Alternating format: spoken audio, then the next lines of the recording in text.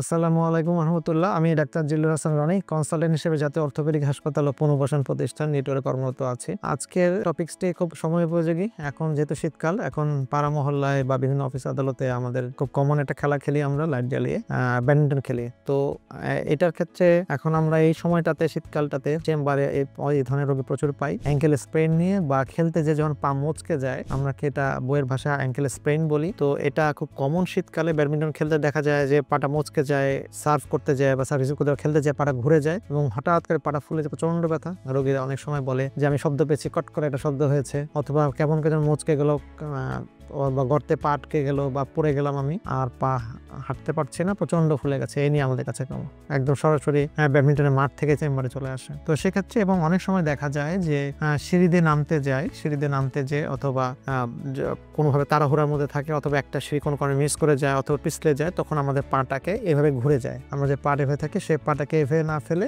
পাটাকে কোনো কারণে ঘুরে গেলেই পাটা পড়ে যায় এভাবে। এই জন্য ফুল ভরটা, ফুল ওয়েটটা চলে যায় পায়ের উপরে, তখন এই পাটাকে এবং ঘুরে যায়। সেম ভাবে আমরা যখন ব্যাডমিন্টন খেলতে যাই, পাটাকে ফেলতে না পারে বা আমি অন্য এক জায়গায় দেখতে যাই, হঠাৎ করে পাটাকে গর্তে পড়ে পাটা এভাবে ঘুরে যায় ব্যাডমিন্টন খেলার মাঠে, তখন এই পাটা ঘুরে যাওয়ার পরে ফুল ওয়েটটা পড়ে যায় সামনের দিকে, তখন একটা সাউন্ড পাওয়া যায়, পপিং সাউন্ড পাওয়া যায়। এই পপিং সাউন্ড হওয়ার পরে রোগীরা আর হাঁটতে পারেন, প্রচন্ড ফুলে যায় এবং তখন তারা বলে যে আমি প্রচন্ড ব্যথা হচ্ছে, ফুলে যায়। এ নিয়ে আসে। তো এটা রোগটা কি? এটা রোগের নাম হচ্ছে অ্যাঙ্কেল স্প্রেন। আরো যদি সহজ বাংলায় বলি, যে ওখানকার পায়ের যে জয়েন্ট বা অ্যাঙ্কেলের যে আশেপাশে জয়েন্ট, সেই জয়েন্টের লিগামেন্ট গুলি ছেঁড়াটাকেই অ্যাঙ্কেল স্প্রেন বলে। এখন আমাদের করণীয় কি? করণীয় হচ্ছে, আমরা যখন সাধারণত এই রোগীরা আসার সাথে সাথে আমরা তাদেরকে বলি যে এটা আসলে আপনাকে রেস্টটাই বড় কথা। রেস্ট মানে অনেক সময় বলে যে আমি বাসায় থাকবো, রেস্ট নিব। এটা আসলে হয় না, কারণ আপনি যখন রেস্ট মানে অ্যাবসলিউট রেস্ট, মানে আমরা এই জয়েন্টটাকে নড়তে দেবো না। আমার এখানে কিছু টিস্যু ছিঁড়ে গেছে, আমাদের কিছু লিগামেন্ট ছিঁড়ে গেছে, তো এই টিস্যুটাকে তো আমার সাথে জোড়া লাগতে দিতে সময় দিতে হবে। আমি যখন এইভাবেই পাটাকে নিয়ে আবার পরের দিন নাড়াচাড়া করব বা বাসায় থাকবো বা অফিস আদালতে যাব, ও পাটা কিন্তু কন্টিনিউয়াসলি নড়াচড়া করবে, তার কিন্তু রেস্ট হবে না। সো ও যখন জোড়া লাগতে চেষ্টা করবে, সে তো জোড়া লাগবে না। কারণ আপনি প্রতিবার নাড়াচ্ছেন, আপনি ওয়াশরুমে যাচ্ছেন নাড়াচ্ছেন, আপনি নামাজ পড়তে যাচ্ছেন নাড়াচ্ছেন, আপনি খেতে যাচ্ছেন নাড়াচ্ছেন, তাহলে জোড়া লাগার সময় পায় না। এই জন্য আমরা এই রোগের চিকিৎসায় বলে দিই আমরা প্লাস্টার করে দেওয়া।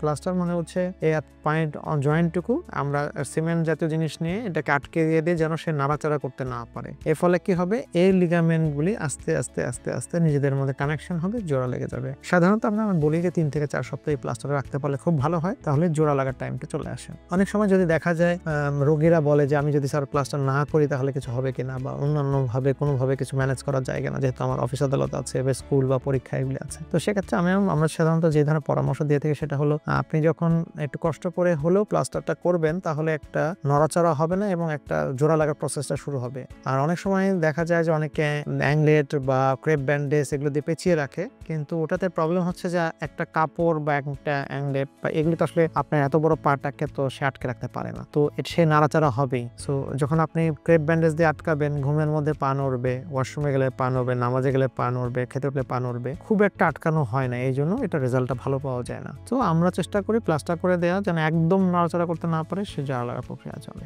আচ্ছা, এরপরে বলে যদি আমি প্লাস্টার বা চিকিৎসা না করি, তাহলে সেক্ষেত্রে কি হবে? সেক্ষেত্রে দেখা যায় যে আমাদের অনেক সময় পরবর্তী লম্বা সময়ে রোগীরা বলে ডিসকমফোর্ট ফিল করে। এইটা একটা খুব কমন কমপ্লেইন, যে আমি আসলে প্লাস্টার রাখতে বলেছিল, আমি তো কোনোভাবে প্লাস্টার রাখতে পারিনি, কিন্তু এখন আমার আজ 2 বছর হয়ে গেল বা 6 মাস হয়ে গেল বা 1 বছর হয়ে গেল, সবই ঠিক আছে ডাক্তার সাহেব, সবই ভালো আছে, কিন্তু আমি যেন কোনোভাবে বিশেষ পজিশনে পড়লে আমার পাটা যেন কেমন লাগে। এটাই হয়, মানে দ্যাট মিনস হচ্ছে কেন হয়েছে এটা হচ্ছে আপনার অনেকগুলো লিগামেন্ট ছিল, সেগুলি মোটামুটি কিছু না কিছু জোড়া লেগেছে, কিছু কিছু জায়গায় সে জোড়া লাগেনি। এর ফলে আপনার যখন ওই লিগামেন্টের কাজটা আসে, তখন সে যেহেতু জোড়া লাগেনি, তখন সে একটু পেইন ফিল করে বা ডিসকমফোর্ট ফিল করে। এই লং রানে এই লিগামেন্ট গুলি আপনার যখন জোড়া লাগে না, তখন রোগীরা দূরবর্তী সময়ে লং টার্ম এই কমপ্লেন করে ফলে। তো সুতরাং এইটা একটু, যেহেতু যদি খুবই ব্যথা ট্যাথা হয়, আমরা সাধারণত একটু বরফ শাক দিতে বলি, ঠান্ডা শাক দিতে বলি, ওয়েট করতে বলি, পেইন কিলার দিতে বলি, এবং একদম যেন নড়াচড়া না হয় তার জন্য প্লাস্টারের সাজেশন দিয়ে থাকে। এই ছোট্ট একটা নির্দেশনা মানার ফলে আমরা এই সময়ে যে